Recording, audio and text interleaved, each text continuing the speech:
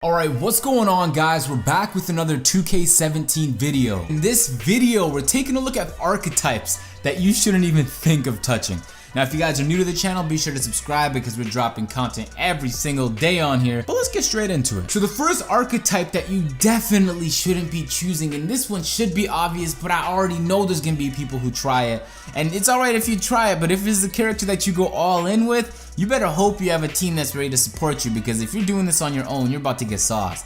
And that's a center. And if you choose a center and you make an archetype that's a stretch big, I'm very curious what you're thinking. So if we scroll down here, let's just give him a height of 7 foot. That seems like it's in the middle. You have a shot 3 of 91, which is very fucking impressive. But you know who also has a 91 shot 3? A shooting guard or a point guard or any sharpshooter or stretch big in the game. Except all of those guys don't need to rebound. You're as a center, you should be a good rebounder, but your max is 73 offensive, 73 defensive. So you're gonna be giving up a lot of boards to the other team. This is an area that a shooting guard sharpshooter doesn't have to worry about. And on top of that, your lateral quickness 47, speed with ball is 55. You are leaps and bounds slower than some of the sharpshooters that have the same exact shot as you do. And so there's a lot of people focusing on offensive abilities, creating sharpshooters and shot creators in NBA 2K. So if you're creating a big man that's a stretch 4, for example, you will get sauced so bad defensively, especially if you catch an athletic finisher on the other side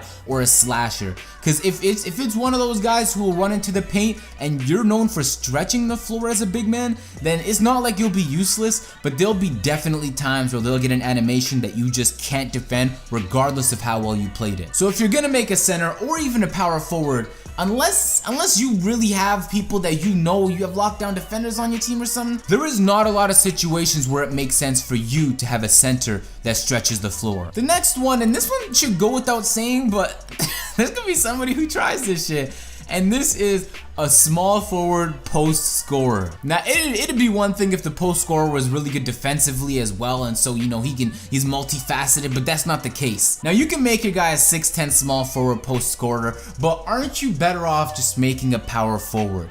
I don't think the post scorer is going to be a good archetype to roll with in 2K17, but if you're determined to make one and you have teammates that you know will get you the ball down in the post and you want to dominate down there, then the power forward should be the position that you choose. So side by side here, there's a 6'10" small forward post scorer and a 6'10" power forward post scorer, and they have damn near identical attributes. The only difference is you can make the power forward taller than you can make the small forward. And when you're in the post, it makes sense to be tall. It's harder for people to block your shots. If you make a larger wingspan, it's like that Dirk Nowitzki effect where just nobody can block your post shot. The next one, and I know some of y'all gonna try this, and some of y'all might even disagree with this one, but I have something to say about people who are making lockdown defenders. No matter which way you look at it, you don't need to be that good defensively in 2K17. I have a sharpshooter with like a 74 for most of the defensive attributes, and he still does a really good job locking down players. Now you're gonna get beat by slashers, obviously. If there's a slasher, if there's an offensive focused player on the other team who's really good, and you're a sharpshooter, or you're one of these positions that isn't too good defensively, you're occasionally gonna get beat. But it's to the point where the lockdown defender can't handle the ball well. He can't shoot the ball well. He's not good in the post. He can't rebound. You're literally just asking for an athletic defensive player. If you would rather play with Tony Allen than lockdown defenders for you,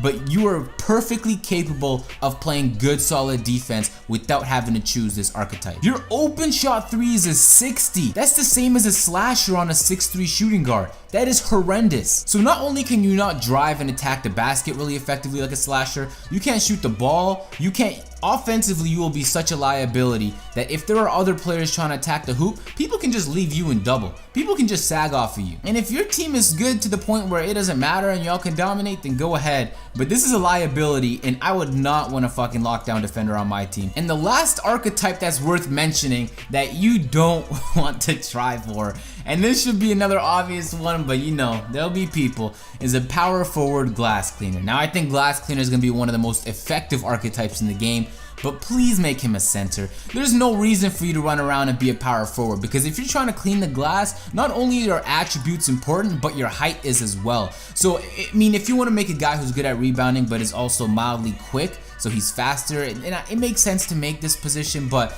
if you're trying to dominate the boards, that means you're already in good position. You shouldn't have to sprint into good position each time. So if you want to be very efficient at doing what a glass cleaner does best, it just doesn't make any sense. So let me know in the comment section if you tried out an archetype and at what position is the most useless that nobody should even consider trying. This is my 4. I have a list of 4 right here. If you guys enjoyed, again, make sure to leave a like. If you're new, I make 2K17 videos every single day, so be sure to subscribe.